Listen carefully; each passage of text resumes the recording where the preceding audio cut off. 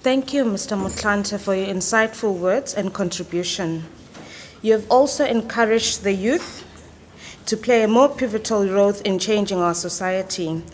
As leaders of society, you have also highlighted the importance of pushing our democracy forward.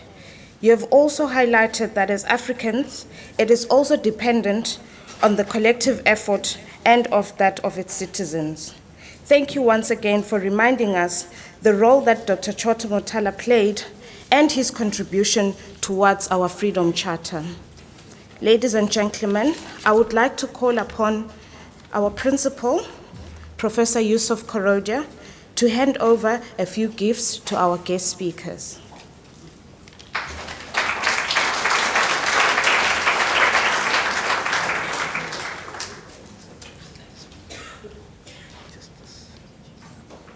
Okay, before I hand over the gift, this is a piece of work done by an eminent Durban sculptor called Andreas Botha. And it depicts the rhino, which is a central and a very topical point of discussion around its extinction. And he's done an outstanding exhibition across the road, which unfortunately we don't have the time to look at. But I'm sure Mr. Motlanthe, you will really appreciate this as part of your collection.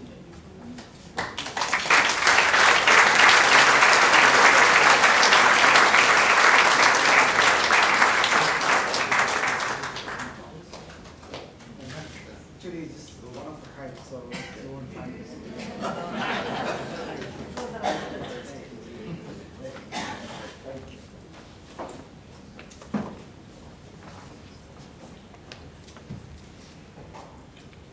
Oh, and I think something for your wife also. Thanks. So, for your partner. Thank you.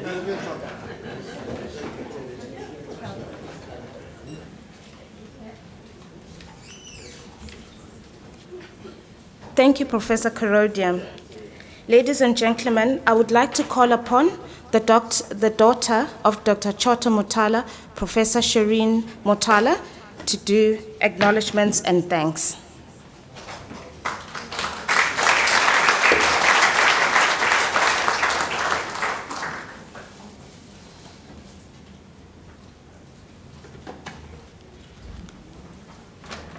Good evening, everybody. So this chore was meant to be being done by my cousin, Yusuf. And as I arrived from a long-distance flight today, he said, you have to do it. So I'm happy to do it. I want to start off by just acknowledging the absolutely profound words that we heard from our guest speaker, the Honorable Kgalema Motlanthe. Really, you wove together a wonderful tapestry in the most elegant way of literature and political discourse, making us all very aware of our mortality and how much work there is yet to be done. I think what I took away, and there's no way of summarizing the huge wisdom in your speech, was the need to reinsert the values of truth, justice, and working for the public good, and the importance of ethical leadership. But I think mostly what I heard was a call to action, because you said it's not good enough to invoke freedom, justice, equality. What we really need is to become active citizens to create the society that we all so dearly want for our beloved country. So thank you very much. It was very, very inspiring, and I hope we will all be able to have a draft of it soon. Thank you very much.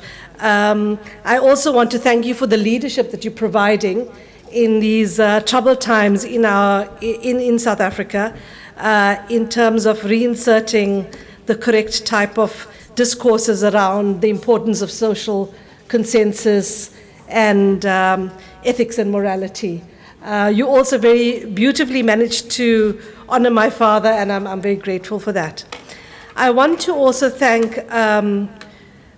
Professor Yusuf Karodia, my dear cousin, for his vision and leadership in honoring his beloved uncle, and with the explicit aim every year of ensuring that we confront some very uncomfortable truths about our society. And we've had that every year with the three speakers we've had. And it really embodies, as Irshad said, what my father stood for, which was integrity and social justice. I want to thank Irshad also, who always also makes a wonderful speech every year and brings the personal touch. And to Riaz as well for his eloquent introduction. To the foot soldiers at Mancosa, Zahir, ably led by Zahir Hamid, Adir, Tarisha, and others, and our very eloquent mistress of ceremonies today, thank you very much. I know how much work it is to put together such a huge event every year. And really, you do it with such grace and professionalism, accompanied also by a wonderful opportunity for all of us to meet. So I'm really grateful for that. And really, again, it's the vision of Yusuf who's managed to ensure that this continues every year. And he's really had a coup this year with our guest speaker. So thank you, Yusuf. But finally, and most importantly, I think this is becoming sort of a date in our calendar where all of us gather from Johannesburg, Dundee, some from Cape Town, friends from the past. I can see my friend Shabana there. There are so many people here who I'd like to mention. My aunts, my cousins, the comrades from Maritzburg, who always make a big effort and always then argue with us about whether one year we shouldn't have it actually in Pietermaritzburg. So to all of you, a huge thank you. To all the special guests again, the people who are building an alternative consensus in South Africa around the vision that we want, Professor Jerry Kuvadia, Daya, Farooq Mir, Tamba Pillay and others, Babu Beju, we're enormously grateful for your leadership in these really difficult times of positing what we see as an alternative vision for a South Africa we hold so dear. To my mother, thank you. She always honors us with her graceful presence. And Yusuf said this to me, and I need to mention it. He said that he needs to thank all the people who were there in the early days of Mancosa, in particular Mala Singh and Jairam Reddy, who were there to help conceptualize a vision of what education would be, and really how this has fed into what Mancosa has become. I also want to just mention that we are in the context of terribly troubled times in tertiary education, and I was very grateful for the guest speaker for mentioning this. But really in that context, I'm sure I'll argue with some of my education friends about that, Mancosa provides an enormous vehicle for accessible excellence to large numbers of young people and youth in our society who leave here with considerable skills, who can then participate and be active citizens, contributing to our society in many ways. So again, thank you to Yusuf for the vision of that. As usual, you're all invited to a wonderful dinner, and I hope all the discussions will continue in a robust way over that time.